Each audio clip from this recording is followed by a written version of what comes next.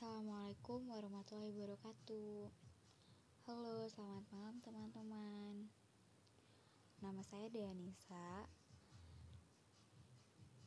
Di dalam video ini, saya akan menjelaskan sedikit tentang gelombang mikro atau microwave dan juga satelit, yaitu media transmisi yang termasuk dalam unguided.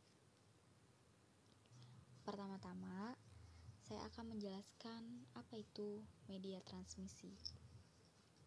Secara bahasa, media transmisi berarti media pengiriman atau sarana yang digunakan untuk mengirim atau menjadi perantara. Untuk mengirimkan data atau informasi dari satu tempat ke tempat lainnya, kita memerlukan suatu media atau jalur untuk membawanya hingga pada tujuan yang diinginkan. Media yang membawa data tersebut biasanya disebut dengan media transmisi. Jadi, pada dasarnya, yang dimaksud dengan media transmisi adalah media atau jalur yang digunakan untuk membawa informasi dari pengirim ke penerima. Dalam teknik elektronika, informasi yang ditransmisikan tersebut dapat berupa sinyal listrik ataupun elektromagnetik. Kualitas maupun kemampuan suatu media transmisi pada umumnya tergantung pada beberapa faktor, yaitu ada 4. Pertama, ada bandwidth atau lebar pita, yaitu lebar cakupan frekuensi yang digunakan oleh sinyal dalam media transmisi. Satuannya adalah hertz. Yang kedua, ada noise, yaitu gangguan yang terjadi pada saat transmisi data melalui media transmisi tertentu. Noise pada dasarnya adalah sinyal yang tidak diinginkan oleh pengirim maupun penerima. Ketiga, ada radiasi, yaitu kebocoran sinyal dari media karena adanya karakteristik listrik yang tidak diinginkan pada media yang bersangkutan. Dan yang terakhir, ada attenuation, yaitu tingkat kehilangan energi saat perambatan sinyal atau pelemahan sinyal pada saat perambatan.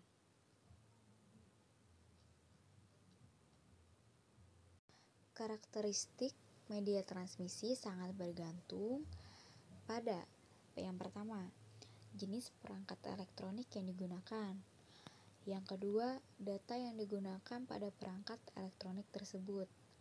Ketiga, tingkat efektivitas dalam proses pengiriman data tersebut. Dan yang terakhir, seberapa besar atau kecil ukuran data yang dikirim. Media transmisi dibagi menjadi 2, yaitu guided transmission media dan juga unguided transmission media. Guided transmission media atau disebut juga media transmisi terpadu merupakan jaringan yang menggunakan sistem berupa kabel. Adapun jenis-jenisnya yaitu ada kabel pasangan berpilin. Dibagi lagi menjadi 2, yaitu kabel STP dan juga kabel UTP.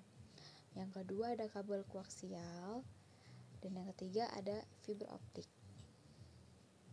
Sementara unguided transmission media atau disebut dengan media transmisi tidak terpadu adalah jaringan yang menggunakan sistem gelombang elektromagnetik.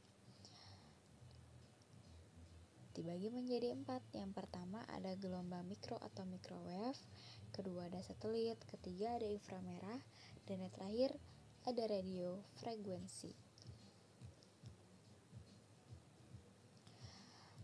Di dalam video ini, saya akan fokus membahas tentang gelombang mikro atau microwave dan juga satelit.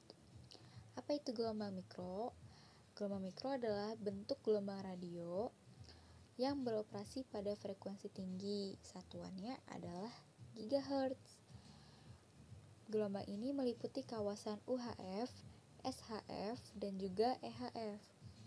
Gelombang mikro banyak digunakan pada skema jaringan MAN, LAN, dan juga penyedia layanan internet. Adapun kelebihan dan kekurangan gelombang mikro diantaranya, akuisisi antar menara tidak terlalu dibutuhkan. Jumlah data yang besar bisa dibawa. Setiap tower antena tidak memerlukan lahan yang luas, sehingga biaya akan lebih murah. Hanya membutuhkan antena yang lebih kecil, sehingga frekuensi tinggi atau gelombang lebih pendek. Sementara itu, kekurangannya adalah lebih rentan terhadap cuaca yang kurang mendukung seperti hujan, dan juga mudah terpengaruh oleh pesawat terbang yang melintas di atasnya.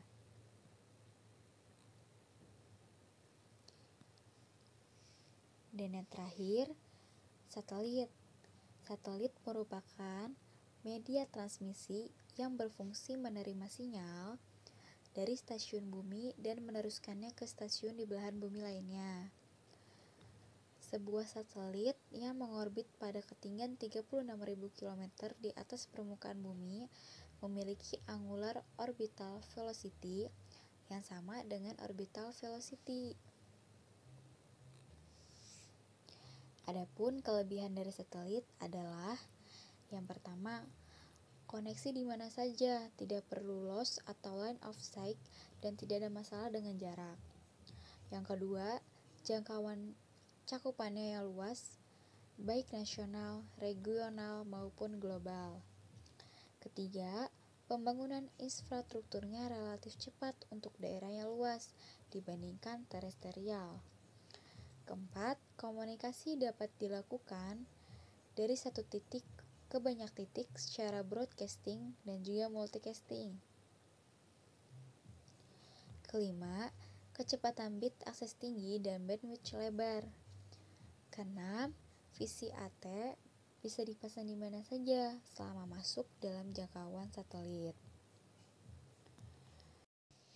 Yang ketujuh, handal dan bisa digunakan untuk koneksi voice, video dan data dengan menyediakan bandwidth yang lebar. Kedelapan, jika ke internet, jaringan akses langsung ke ISP atau NAP router dengan keandalannya mendekati 100%. Dan kelebihan yang terakhir adalah sangat baik untuk daerah yang kepadatan pendudukannya jarang dan belum mempunyai infrastruktur telekomunikasi. Adapun kekurangan satelit yaitu yang pertama, besarnya throughput akan terbatasi karena delay propagasi satelit geostasioner.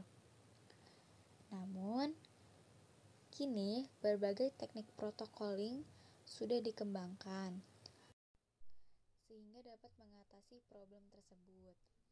Di antaranya, adanya penggunaan forward error correction yang menjamin kecilnya kemungkinan pengiriman ulang.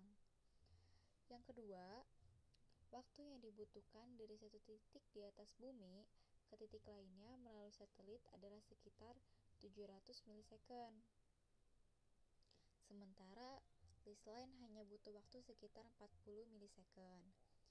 Hal ini disebabkan oleh jarak yang harus ditempuh oleh data, yaitu dari bumi ke satelit dan kembali ke bumi. Satelit geostasioner sendiri berketinggian sekitar 36.000 km di atas permukaan bumi. Yang ketiga, satelit sangat sensitif cuaca dan curah hujan yang tinggi. Semakin tinggi frekuensi sinyal yang dipakai, maka akan semakin tinggi redaman karena curah hujan. Dan yang terakhir, rawan sambaran terhadap petir dan juga geledek. Mungkin itu saja yang dapat saya sampaikan pada video ini. Kurang lebihnya mohon maaf. Sampai jumpa kembali di video selanjutnya teman-teman. Assalamualaikum warahmatullahi wabarakatuh. Selamat malam.